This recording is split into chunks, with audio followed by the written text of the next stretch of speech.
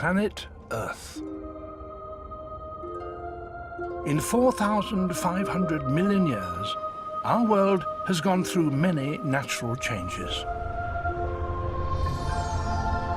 Now it's changing once again, but this time we ourselves are contributing to those changes. We are causing the world to heat up. If we continue to behave as we are doing, our children and grandchildren will have to deal with extreme and potentially catastrophic changes. The vast forests of the Amazon could wither and burn. The oceans could turn acid, destroying much of the life they presently contain. The Arctic could be transformed, its ice could melt, and its most famous animals vanish forever. Rising tides could cast millions of people adrift. Many of our coastal cities could be flooded and drowned.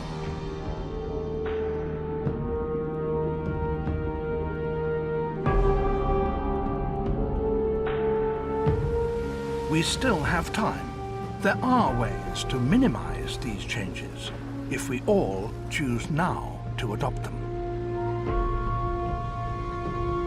But the next few years will be crucial. If we miss our chance, the future may be grim indeed for life on planet Earth.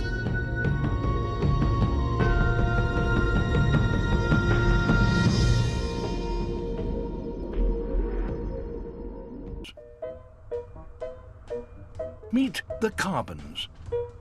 They're a fictional family living somewhere in the Western world. They occupy an average suburban house outside an average city.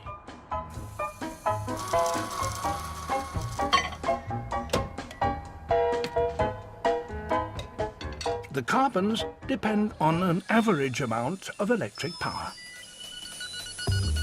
It comes to them by an energy grid powered primarily by fossil fuels, coal, oil, and natural gas. I'll call you from the airport. Bye. Bye.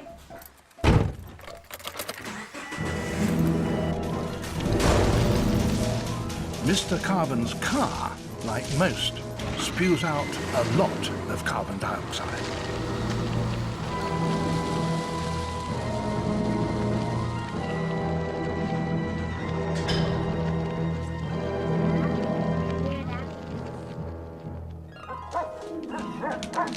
And the Carbon family has 2 cars. Every year between them, they pump a staggering 20 tons of carbon dioxide into the atmosphere. 10 tons per car.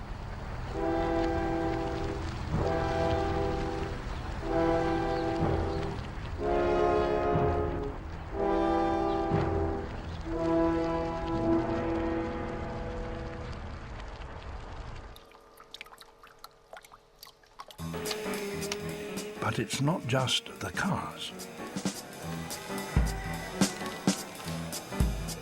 Emily! Running the Carbons family home with all its comforts uses almost as much energy as their vehicles do.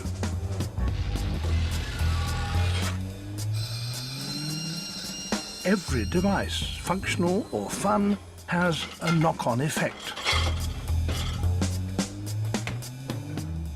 At the power plant.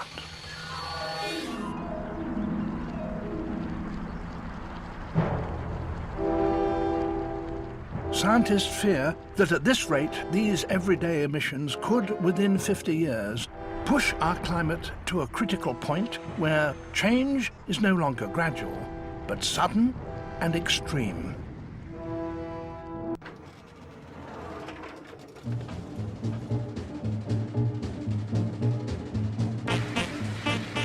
There's no threat of extinction in the Carbons' house. On the contrary, there is plenty of food here. Often, it will have crossed continents by the time it reaches their kitchen. transporting this food accounts for over 1/10 of the carbon's annual greenhouse emissions. And it doesn't end there.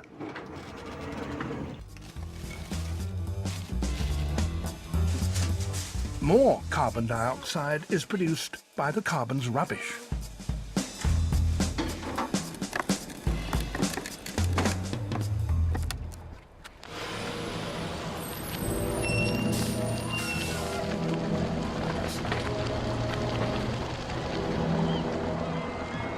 Buried in a landfill, the rubbish heats up as it decomposes, releasing greenhouse gases into the air.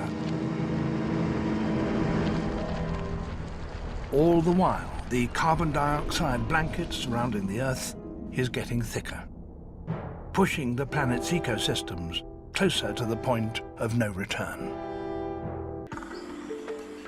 And scientists like Dan Nebstadt have now discovered that the forest is facing a previously unimaginable threat. For decades and decades, it was thought that these forests don't catch fire. And then some researchers started finding charcoal in the soil of forests deep in the Amazon of Venezuela. We had to alert the government that they had a major catastrophe on their hand, and the initial response was, no, it can't be. These forests won't catch fire. But more and more, as the droughts gets more and more severe, we see these forests being pushed over the edge.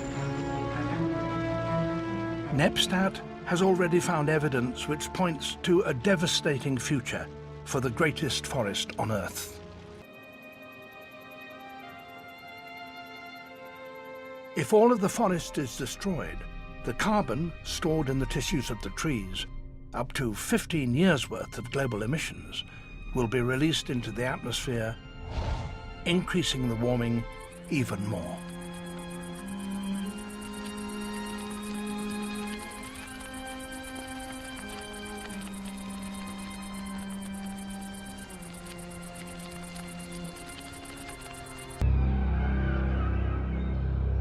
We won't just lose the most diverse ecosystem on Earth. We could also lose an irreplaceable mechanism for cooling the planet. We almost might think of it as the world's great air conditioner.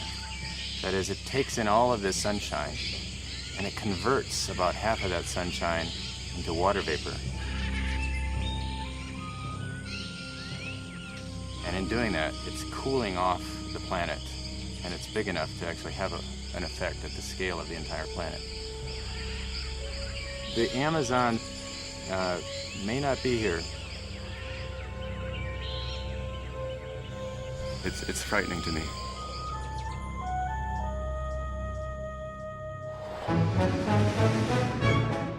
Mr. Carbon dreams of a tropical rainforest holiday, but today he's on a business trip.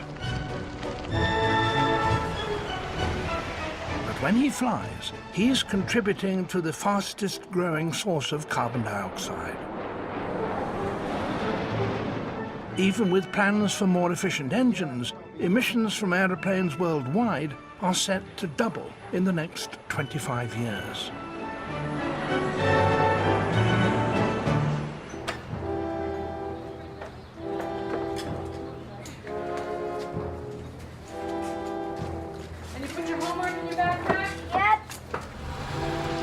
Altogether, the carbons are responsible for a whopping 45 tons of carbon dioxide a year.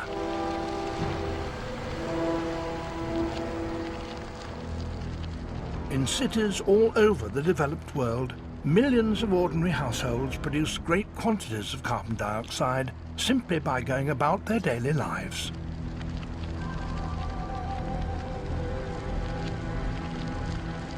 So far, it's the Western world which has produced the majority of the greenhouse gases.